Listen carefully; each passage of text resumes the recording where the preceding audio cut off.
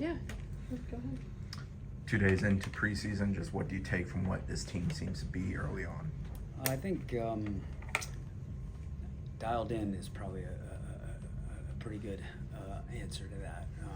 Physically prepared, mentally prepared, happy group, right? It's obviously easy to be happy at the start of preseason, right? There's no playing time decisions or anything like that has been made, but it's a group I think that's pretty well connected. A lot of returners, obviously always a lot of new players, but good chunk of returners from last year who had either, have won ACC and national championships or just ACC championships or scored a lot of goals and had a lot of assists that still have maybe a little bit of a sour taste in their mouths from last year. So, we're in a pretty good place from a health standpoint.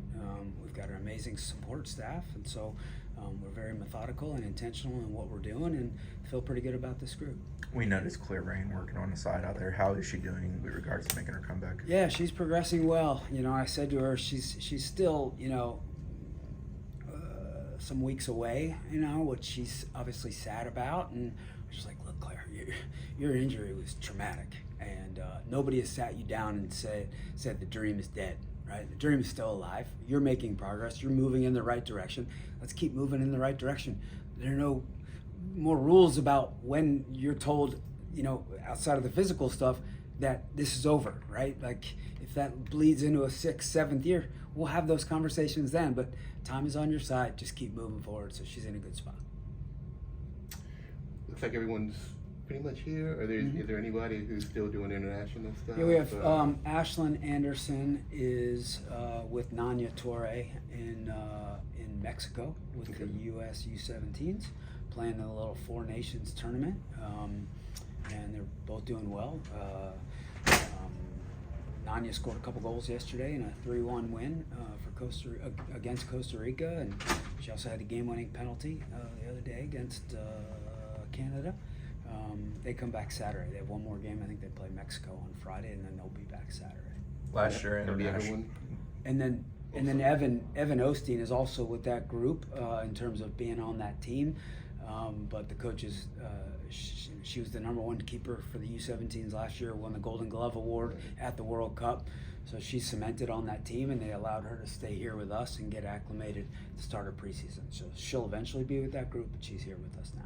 Last year, international play kind of wreaked havoc on your roster in real time. I presume you expect a little less of that this go-around? A little bit less, but the U17 World Cup is in Morocco in October. And so of those three, the ones who make the team will be gone for basically the last 4 or 5 games of ACC play, plus potentially the ACC tournament. And then there are some World Cup qualifiers in there for Jamaica and the senior team, and we've got 3 players in that group. So the price of having good players will revisit us again.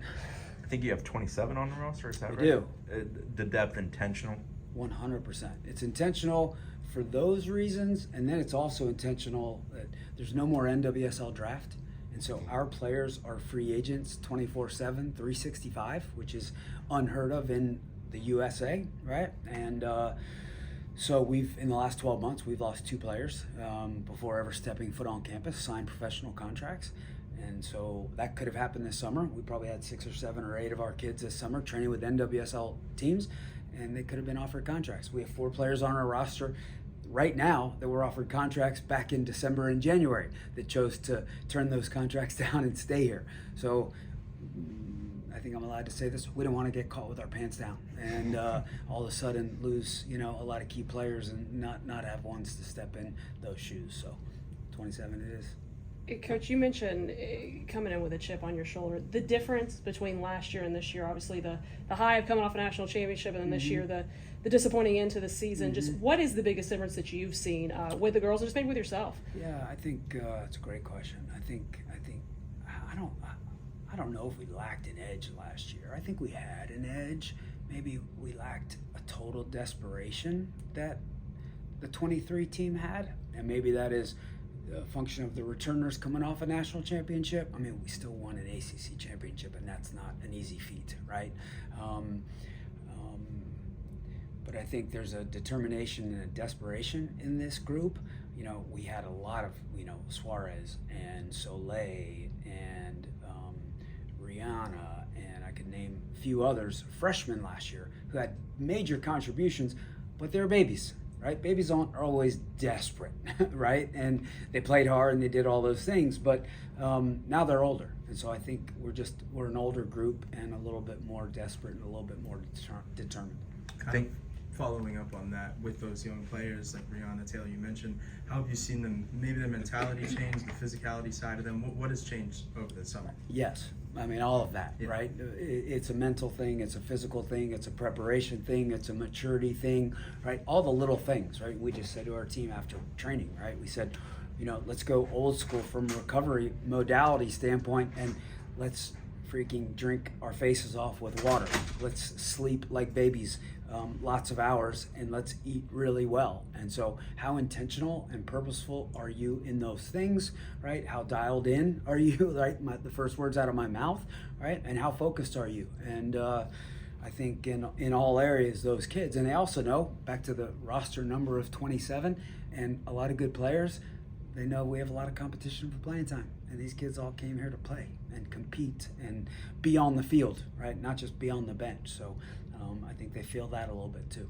Coach, you brought in 3 transfers, 2 of which are from ACC schools, and Yuna and Janet. How familiar were you with them before this? And take us through the process of how you got them to come here. Both of them were late transfers in the fall window.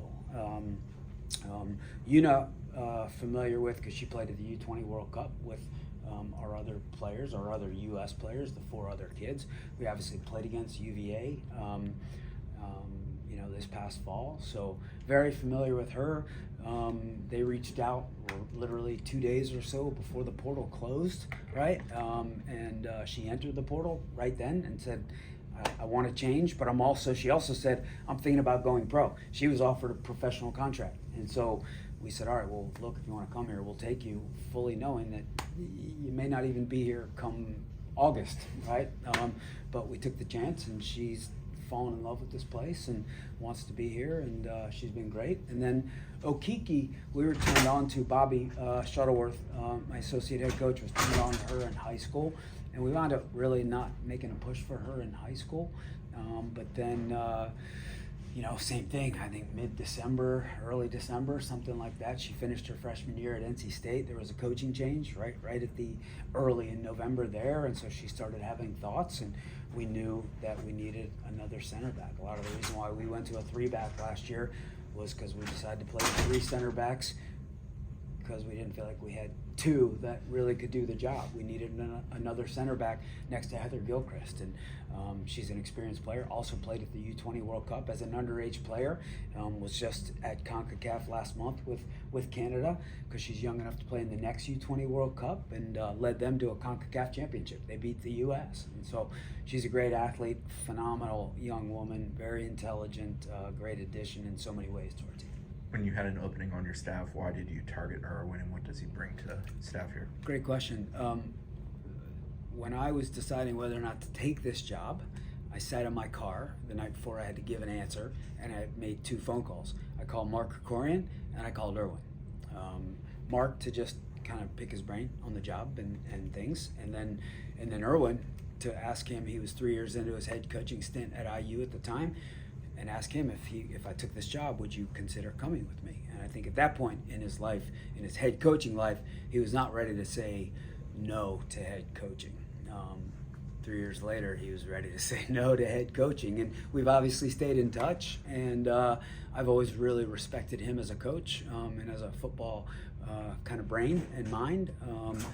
He's a part of the 4 years of Duke's most successful kind of window from 2015 to 2018. A couple college cups, maybe a regular season ACC title, a national championship appearance. They lost at Penn State in 2015. So very good coach, and obviously he's a great person, husband, father. So